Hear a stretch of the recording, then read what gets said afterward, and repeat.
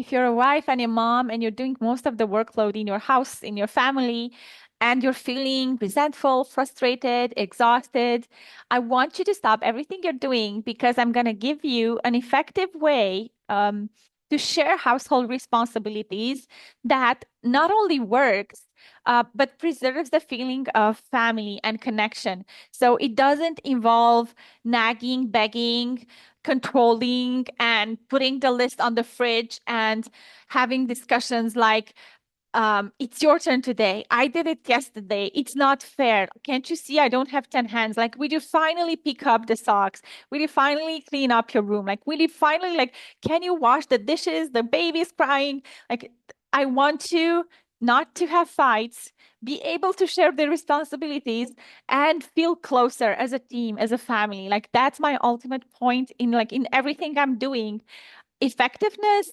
and creating emotional intimacy, creating the feeling of a team, of a family, of a home. Okay, so I'm gonna start sharing my screen. These are some slides from a workshop that I hosted not too long ago. So I guess you're seeing my screen. So I shared there two strategies. The first one includes the husband or the family, the process, and this is what we're talking about today in this video.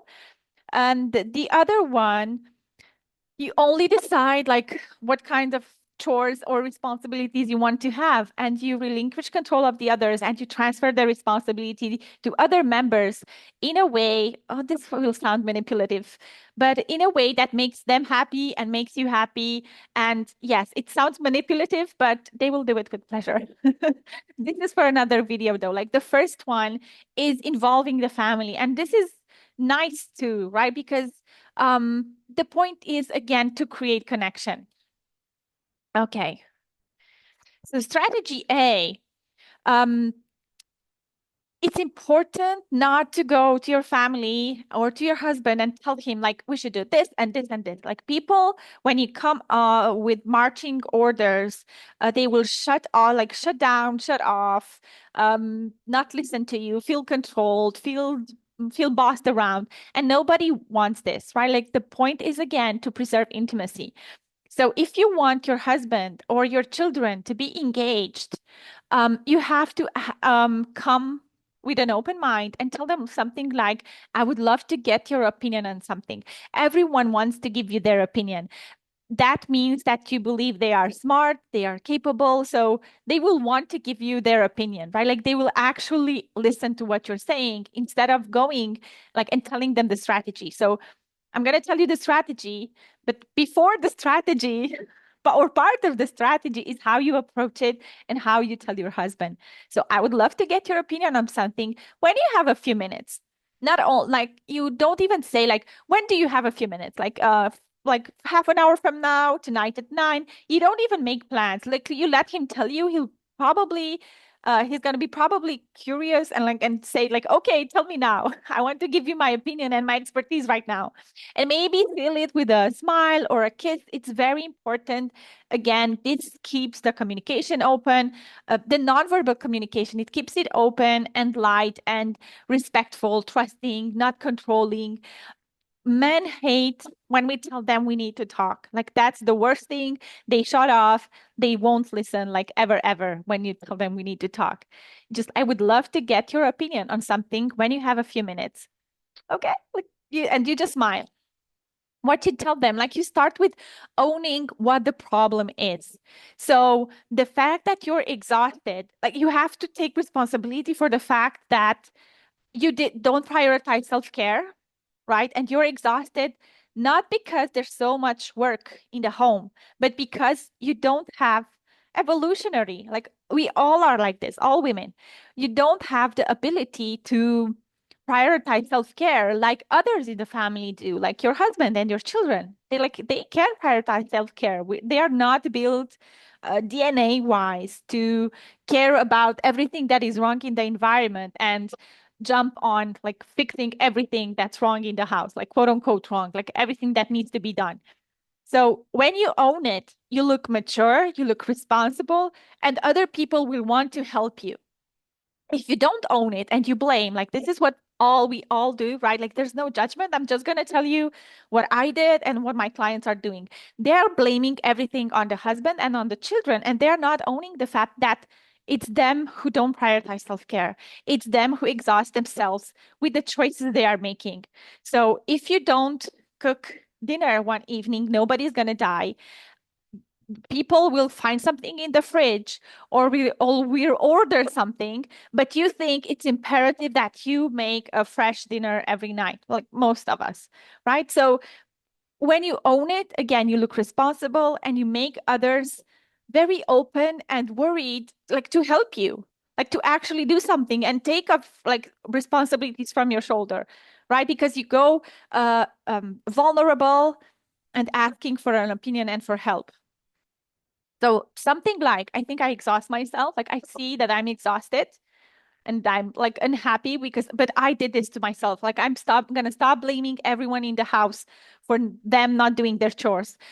This is something that I read in a book recently and I loved it. The author Byron Katie said that she realized that the socks on the floor, like her children's socks on the floor, are not her children's problem because they are happy even if the socks are on the floor. And she was not happy when the socks were on the floor. And it was something that she had to work, like do some inner work around, like being okay with the socks on the floor and not creating like so much fight and disconnection for some socks on the floor.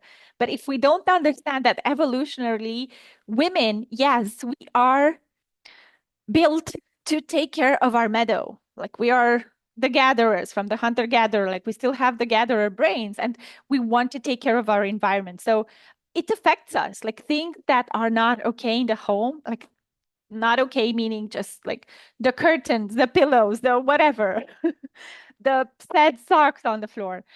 So owning that, okay, this is how I'm built. It doesn't mean you have to be okay with it, but like to be able to change it and transfer that responsibility and say it in a way that the others will take a lot of responsibility from you. Like what I wish for you is to do 20% of the workload and like the rest, everyone, like your husband and your children. Right. Like, so you don't exhaust yourself so you can be happy and you can do your self care and you can be just like a present, happy wife and mom because you're the core of the family. You're the one who creates the energy in the home. When mom is happy, like everyone is happy.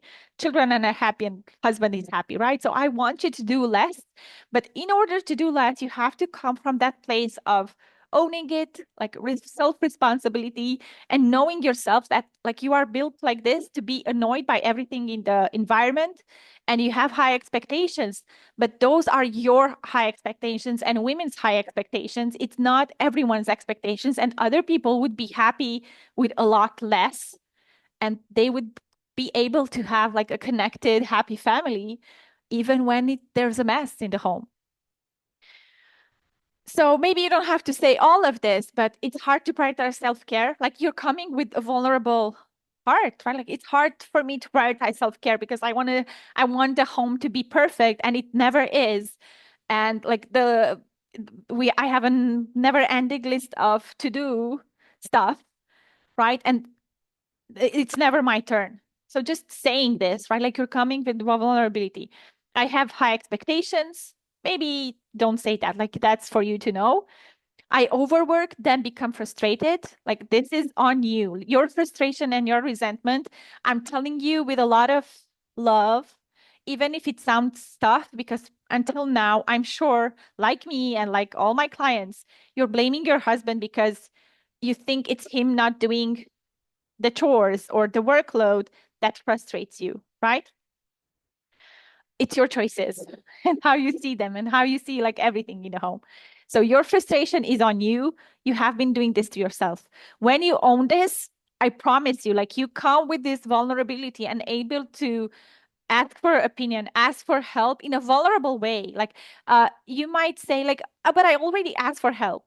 When you go with frustration and resentment and say like please do the dishes, like please clean your room, like that's not vulnerability, that's not asking for help.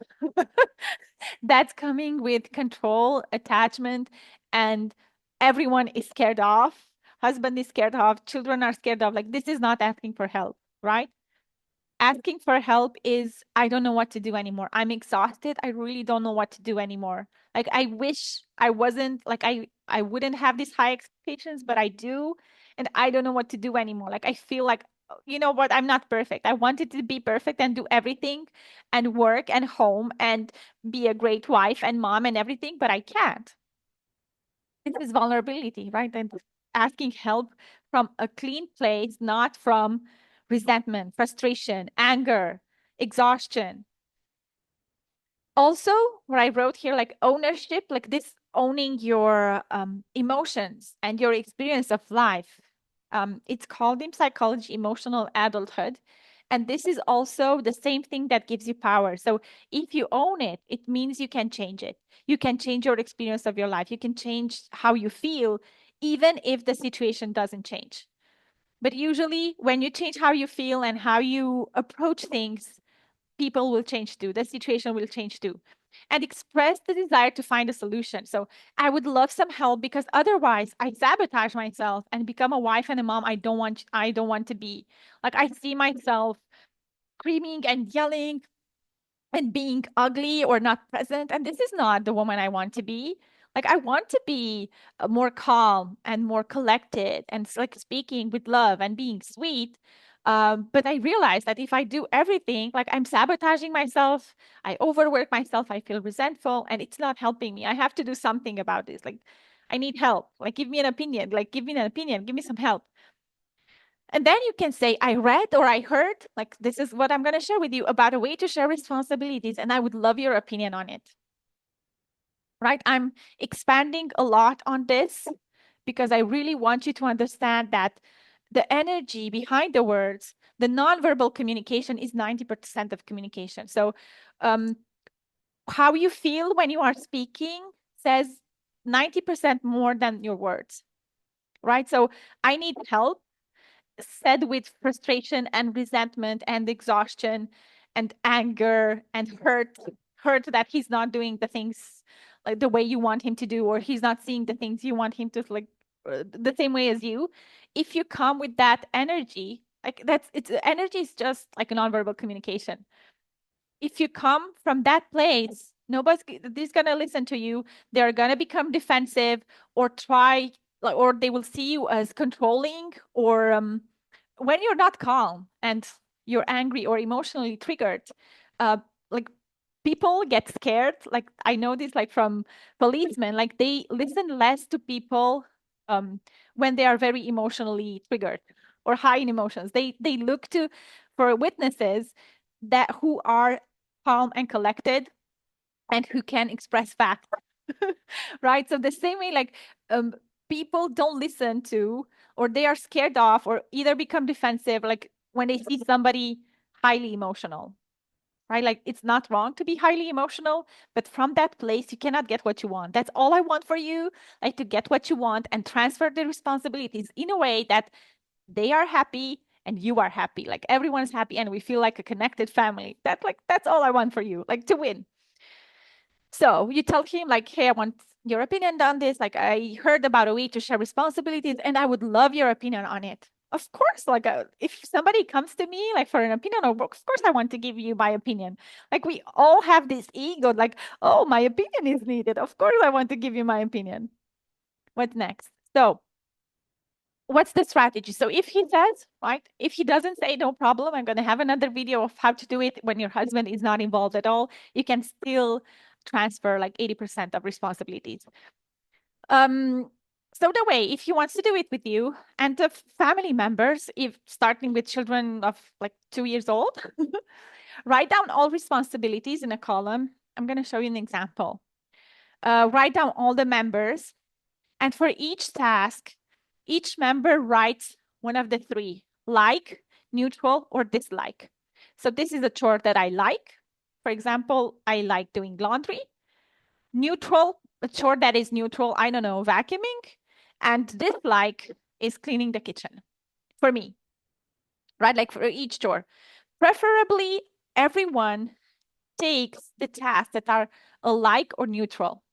right? So the point in this exercise is that everyone recognizes what they like, and they will take that task, what they like, preferably what they like or neutral, but nobody is assigned a task that they dislike. Like if you imagine in a company, you have 5 employees, you don't share the tasks equally and everyone does the same thing but on a different day. Like not like Susie's not gonna wash like dishes on Monday and like Tom on Friday. So everyone should take tasks that they like or are neutral. Like this is something new, and I don't know if you've ever heard about this, because everyone tries to share tasks um equally, right? Like in an equal way. I would rather do a task that I like for 1 hour than a task that I dislike for half an hour. Does it make sense? It will take more of my energy to do something that I don't like that than doing something that I like for longer time, right? And it will make me less frustrated, less resentful. This is just, let's see, like this is a example I made in like if for people who want like to do Excel sheets and Google Sheets and everything, I just said like George, Tina, Timmy, prepare breakfast, take child to school, put clothes in washer, in dryer, vacuum, wash bathrooms. Like I just wrote some chores. It like you can put there bills, dogs, driving to activities, like whatever you have in your home, right? This is the strategy, and how you do it, like how the mindset behind it is we are a team.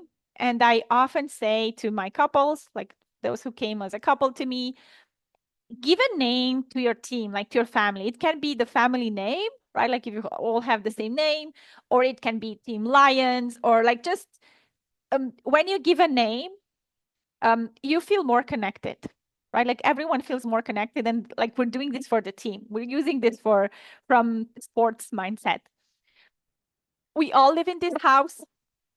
I will tell you how, like, if you keep saying these things, we are a team. We all live in this house. Like, you as the mom and as the wife, you are the influencer in the home, like the emotional and mental influencer. If you keep saying these things, other people will take it on them because they will like it, right? Like, they will like what you say.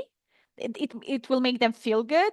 You appreciate them, they appreciate you. Like, you create the culture of appreciation and like team and family and warmth and connection. Like this is you who creates this. Like women have the emotional intelligence to be like this core, the heart of the home, right? If you keep telling them this, like we are a team, or Team Lions, go, or we all live in this house, we do it for the home and for the team. Like if somebody does chores or something, they don't do it for you. They do it for the house, of course. We do it because we want to, right? Like we want the team to be okay. We want the house to be okay. Whoever has the time, energy will do it when they see it. So um, this is something that maybe how would I put this? Like let's say you come home from work and you're exhausted, but it's your like quote unquote chore to do the I don't know, make dinner because that's what you like doing, right? Like I like making dinner and cooking. I just don't like cleaning.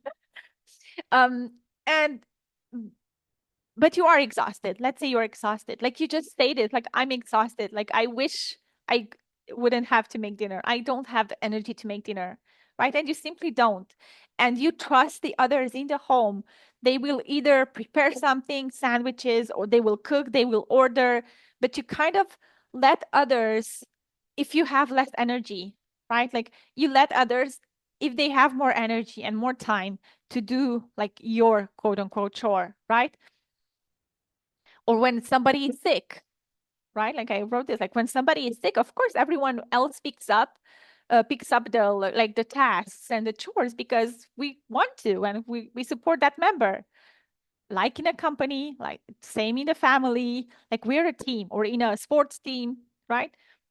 Or when one has an important thing at work or at school, the other pick up. So if you have an important meeting at work, or your husband has like a work traveling like coming up, he's gonna focus on that, on the meeting, or for you the same, or your child has exams. Of course, like when my child has tests at schools and exams, I won't like just like don't do anything, just focus on resting and learning. Of course, right? Like we support whoever has like a more challenging, not like challenging, but something outside of the family is asking for more energy, right? So after you tell this strategy to your husband, you end with, what do you think? Right? Like you're asking for an opinion because you care and you want them to give you their opinion. Next slide. So you also say, like, what do you think about this? Like, I don't know what you think. Even if he says, like, it's horrible, I don't want to sit down and do any Excel sheets. Even if he says like no, no, no, no, no, like I don't know what he's gonna say, right? But you can still say, I would love to try it. Like it sounds interesting. It would be fun, or we can make it fun. We can have popcorn and happy or relaxing jazz music and favorite drinks, and just like sit around the table and eat cookies and do this Excel sheet. Okay. So what do you think about this? The approach is asking for help, asking for an opinion from a place of personal responsibility, ownership, vulnerability, and knowing that, oh, I didn't see, like I had this slide also, like another mindset thing is that mom creates the energy of home. Mom is in charge of the emotional state in the house or in the home. Like this is important. But that also means that mom is an asset. So mom needs to be protected. Assets need to be protected and taken care of. Mom needs self-care time. Mom needs her energy taken care of and her time managed, and to share like those responsibilities with others. Otherwise, like she's going to be exhausted, frustrated, resentful. Um, and sometimes I don't know if you saw this, like for sure my client saw this, or I've seen it even if I have only one child. If you're not well, you can like just the energy in the home is different, and others start fighting just because the energy is bad in the home, like even like you're not okay with them, and then they between them, maybe children, a lot of clients tell me this, like when they are not okay, they even see the children fighting, and then it makes sense, like they make somehow the connection with the fact that she is not okay, the client in this case that I'm thinking of, that when she was not okay, right, like simply the energy in the home was different. So it sounds like there's more responsibility on you. Like the responsibility is what is your actual responsibility, your emotional state. So they can help you, if you're vulnerable and ask for an opinion and ask for help, but your emotional state ultimately and your happiness is in your hands, right? Like nobody can make you happy all the time. So you have to make sure you protect yourself. Others learn to protect your energy and your self-care time if you protect it. Like you have to show them the example. Okay, I hope I said everything. I have a headache today, but I really wanted to make this video. If you want my personal help with this, I do this all the time with one-on-one clients, and I do this in group settings. I would love to start a small group with women to implement this sharing of responsibilities, but most probably with strategy number 2, which doesn't imply, like that doesn't um, asks for the husband, like you don't even have to ask your husband, to talk to your husband. You just decide the things you want to stop doing. You prioritize self-care, so you do self-care. Then you like stop doing those things and trust them, and ask them to do those things in a way that makes them happy and makes you happy.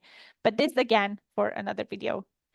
um Stop sharing. Okay, this was the class for today. Bye bye.